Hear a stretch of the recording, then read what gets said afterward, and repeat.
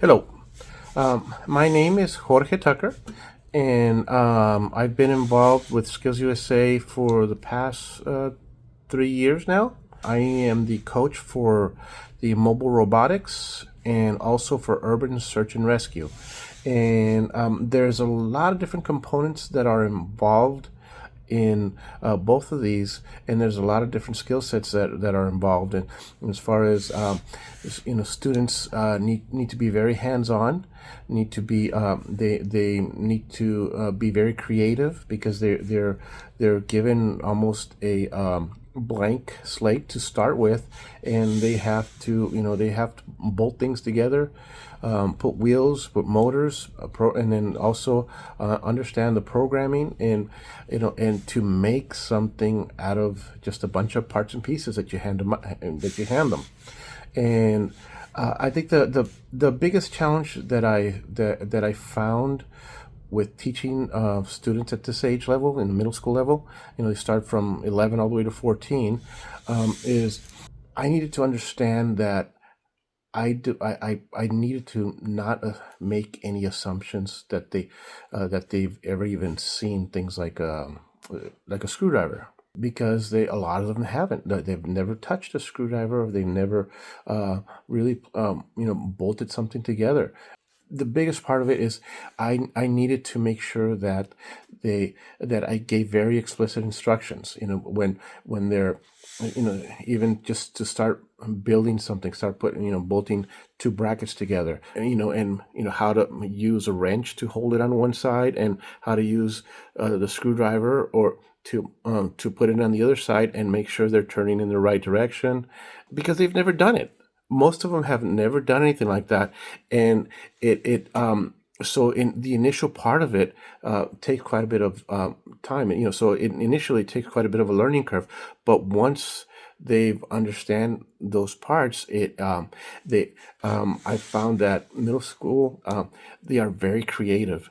They're very creative. Their mindset is pretty much like there's no limit to what they can do. And because when I first started, I was like, I would give general instructions. Okay, grab that screwdriver, and and grab a bolt and a nut and put it in. And they're looking at me like, okay, what's he talking about? So I've really had to change the way I thought about what they understand. The great thing about it is when they come through and they become successful at this, they start putting something together that they did themselves, and then all of a sudden they have a moving, working machine. It's really, really a great experience for them.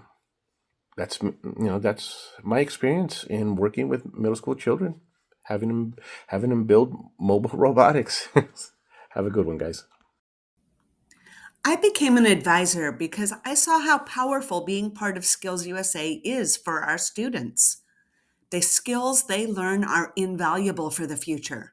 I believe in our students, and I believe in my ability to help them grow and become better versions of themselves. Students learn public speaking skills, they learn critical thinking and how to work with a team.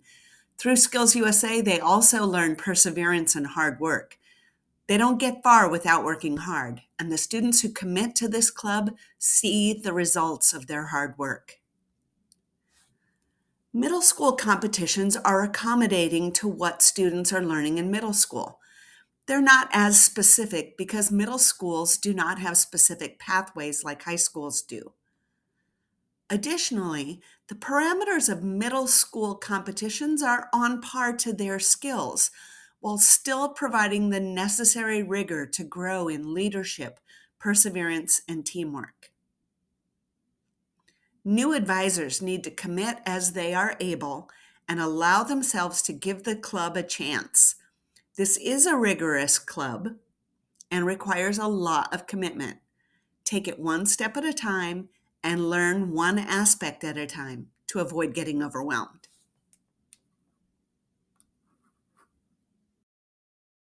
The students benefit a lot from Skills USA. I think the biggest thing that matters to me is that they get to discover confidence, they get to discover abilities that are not necessarily related to classroom work in an obvious way, but it also makes them a better student by being good at Skills USA because they learn to apply themselves, they learn to express themselves. They discover that they're pretty good at something, and that gives them a maturity that is particularly in middle school is hard to develop. The students get a fair bit of adult attention that is always nice to have. One of the most important things that I've learned as I've been involved with Skills USA at the middle school level is that almost everything is brand new. And so it means that there's a lot more side-by-side activity for students and advisors at the middle school level. These emerging adolescents who are hungry for an opportunity to be a leader and to make a contribution and to learn new things, but not necessarily clear how they do that with their peers. Another thing, of course, is that depending on the skills, they're not highly sophisticated and mature yet. And so they need a lot more support in developing their skills. And that means more lessons rather than just taking what was learned in the classroom and putting it to work for the organization. Before and after school meetings and practice sessions and so forth are a little more like lessons where you make sure that students are sure of their skills and are able to execute them well so that they don't have to throw it all away and start over again. Or it's not that they shouldn't experience failure or frustration. It's that they need, in the language of teaching, they need their activities to be properly scaffolded. They need a little extra support in a variety of ways. And then once you think they've got it, let them go, let them make their mistakes, but make sure that you give them that little extra support. It matters a lot, and they rise to the challenge if you keep it within their reach. And that's been the most important modification for middle school compared to typical high school expectations.